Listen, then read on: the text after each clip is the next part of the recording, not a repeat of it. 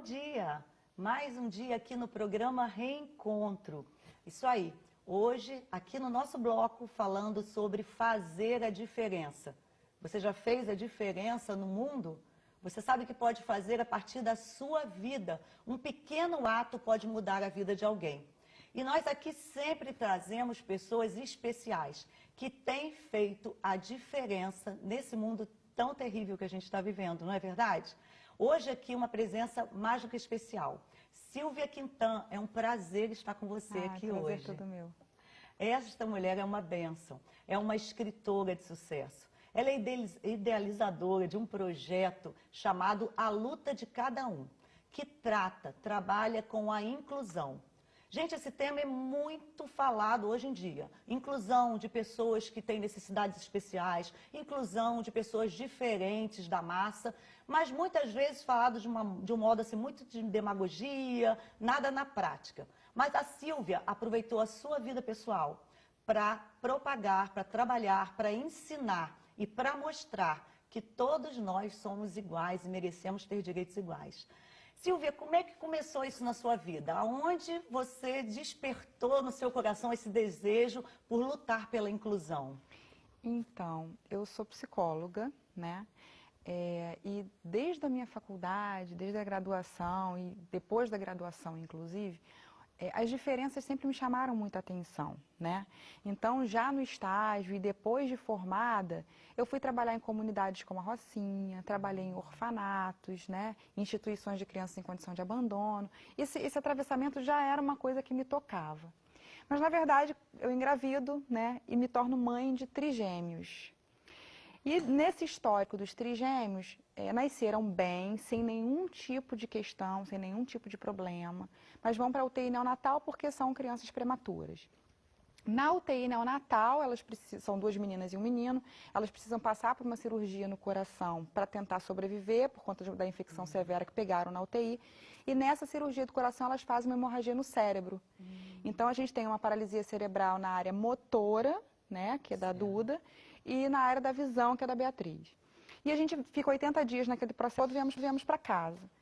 Quando a gente chega em casa, o que eu tenho de informação dos médicos, a partir da ressonância, é que a Beatriz é cega, surda, inválida, e que a Eduarda tem paralisia cerebral grupo 4-5, que é o grau máximo, nunca vai falar, comer nem andar. Diante desse cenário, eu falei, eu nunca trabalhei e não trabalho com foto. Né? Aquilo que você vê a olho nu não é o ser humano, o diagnóstico não é destino. Eu acredito no ser humano para além do que a gente está vendo. E eu vou tentar. Na verdade, foram dezenas de médicos mostrando a ressonância e falando, mãe, não adianta, mãe, não tem jeito, porque é uma questão cerebral. E eu falei, a medicina não estacionou, né? As pesquisas não estacionaram, então não tem por que eu paralisar diante disso aqui. E eu vou tentar. Então, eram todos os dias, né? Chegava do consultório, colocava as crianças no tatame. Foram momentos muito difíceis, porque diante do momento onde os médicos ainda têm uma palavra muito final forte, né? diante daquilo que a gente... Que pra gente é o desconhecido, exatamente. Né? E eu falava assim, eu não estou falando que o médico não tenha um fundamento. O que eu estou falando é que o ser humano é muito mais do que isso. E eu vou tentar. E aí foram tentativa e erro mesmo. Eu estudava e aplicava aquilo que eu estava estudando e lendo, enfim. No meio disso tudo veio o câncer. A Eduarda teve um câncer na suprarrenal. E aí ela estava com 1 ano e meio de vida. Na história do câncer a gente teve que interromper o que eu estava tentando ali em termos de quadro motor. Enfim, o resumo dessa história toda é que a gente foi trabalhando, o caminho que eu trilhei, não sou médica, né? Não tenho conhecimento da ciência enquanto medicina, mas eu sou psicóloga e sempre fiz um trabalho pelo psíquico mesmo, né? Então a gente foi trilhando um caminho psíquico ali. E aí o resumo dessa história toda é que hoje a Beatriz enxerga, ouve e anda através de uma outra área do cérebro que não é a nossa área convencional, né? Está inclusive sendo um quadro de estudo, né? Da parte da neuropediatra dela. A Eduarda fala tudo, come tudo e já dá os passinhos no andador. Né? E dentro disso, no final das contas, eu me torno uma mãe de 2 meninas especiais. Né? Apesar das deficiências terem melhorado absurdamente, né? A gente ainda tem um quadro de deficiência. Né? Então a Eduarda tem um quadro motor importante e a Beatriz ficou com déficit cognitivo porque ela começou a enxergar, ouvir e andar com 3 anos. Então ela tem 6 anos com uma idade cognitiva de 3. E dentro desse universo todo, eu comecei a ter muita dificuldade para conseguir uma escola. Então foram 4 anos de luta insana, porque tinha vaga, quando eu chegava para matricular, a vaga sumia. Né? Engraçado, a gente só percebe isso quando a gente vive, Só. não é? Porque hoje eu vejo a escola da minha filha que não tem uma escada, que não tem um elevador.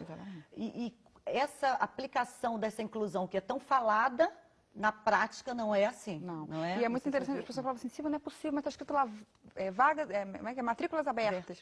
Então tem vaga. Eu falo assim, pois é, tem vaga, mas eu tenho um número grande, né?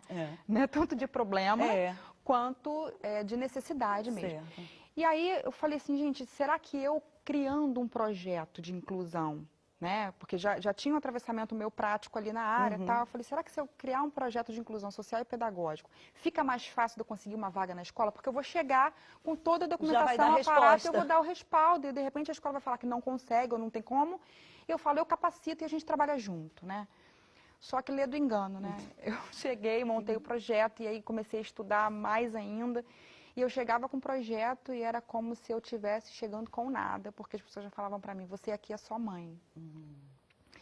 E aí eu falei assim, mas ok, a gente continuou e hoje, na verdade, eu tenho esse projeto que se chama A Luta de Cada Um, que é um projeto fruto do livro. O livro se chama A Luta de Cada Um, que o livro, na verdade, trata da história, né, da nossa história, da gravidez até a cura do câncer da Eduarda, fazendo um atravessamento de uma forma prática, porque lidar com as deficiências, então a gente lidou com cegueira, surdez, invalidez, né? E a gente lidou com câncer. A gente lidou com situações que nos trouxeram, inclusive, estar diante da possibilidade da morte de fato, porque a Duda chegou a 3% de chance apenas para sobreviver. Né? Quer dizer, você hoje pode dizer que você é fruto da realidade, que tudo é possível que crer. Tudo, não é? tudo. A gente não pode aceitar diagnósticos, aceitar definitivamente, porque a gente crê que tem um Deus que pode nos capacitar. Exatamente. Eu imagino que também sua capacitação foi por todo um campo imenso.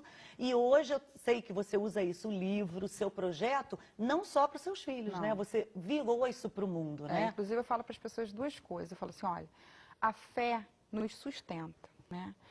A fé não é você ficar aguardando acontecer. É verdade. A fé, ela te dá a força para que você possa tocar em frente, agir e abrir caminhos, né? Isso aí. Então, se você é uma pessoa de fé, se você acredita nesse atravessamento, lança a mão disso e faça as coisas acontecerem, porque somos instrumentos do Pai aqui, ponto. Verdade, né? É verdade. E aí, dentro desse processo, o que acontece? As secretarias de educação de outros estados começaram a me convidar para dar palestras e levar o meu curso para os educadores dos municípios de fora do estado do Rio. Né? Então, hoje eu dou palestras e levo o meu curso e levo o projeto de inclusão para vários estados fora do Rio de Janeiro. Já começamos algumas escolas no município do Rio, que eu acho brilhante, porque eu falo assim, ai gente, finalmente o Rio está começando a olhar para esse ponto. Né? Porque, na verdade, o meu curso, o projeto de inclusão, A Luta de Cada Um, ele tem atravessamento prático. Então, assim, eu falo que a teoria está lá no livro. Né? E se a teoria fosse suficiente para a transformação, o livro de autoajuda salvaria o mundo. Né? Certo. Então, se você realmente se despertou nesse tema, né, sobre a inclusão, que eu tenho certeza que você conhece alguém que precisa ouvir isso, talvez você seja diretor de uma escola, de uma instituição, vai estar todo o contato da Silvia aqui. Não deixa de fazer contato com ela, tirar dúvida, né? Marcar uma palestra, ouvir sobre esse projeto que pode mudar vidas na prática, pode transformar o mundo. Silvia, deixa uma mensagem para aquela pessoa que talvez hoje tenha um diagnóstico, tenha um filho com necessidade especial, tenha dificuldade. Qual é o primeiro passo para ela mudar? Pode falar lá. Então, eu quero falar para você que diagnóstico não é destino. Né? Nada é impossível, só é impossível quando a gente paralisa diante daquilo que nos dizem. O que você olha não é uma verdade. A gente só vai saber exatamente o que é a partir do momento que a gente vai para além daquilo que a foto está mostrando para a gente. Né? Toda segunda-feira eu faço um ao vivo no Facebook, por volta das 19h20, e a gente fala de temas diversos. Né? Meu Facebook é Silvia Quintan, você pode me achar lá, no Instagram também é Silvia Quintan. E o meu livro A Luta de Cada Um, e a gente vai se falando, me procura lá e a gente bate um papo. Maravilha, muito obrigada, Silvia. Obrigada Foi uma bênção a sua participação. E se você também tem uma história que faz a diferença nesse mundo, escreve pra gente. Vai lá, procura no YouTube, Evelise Cavalcante, no Facebook. Faz um contato com a gente, quem sabe será você no próximo sábado, sentado aqui, contando a sua história de fazer a diferença. Um ótimo sábado para você. Deus te abençoe.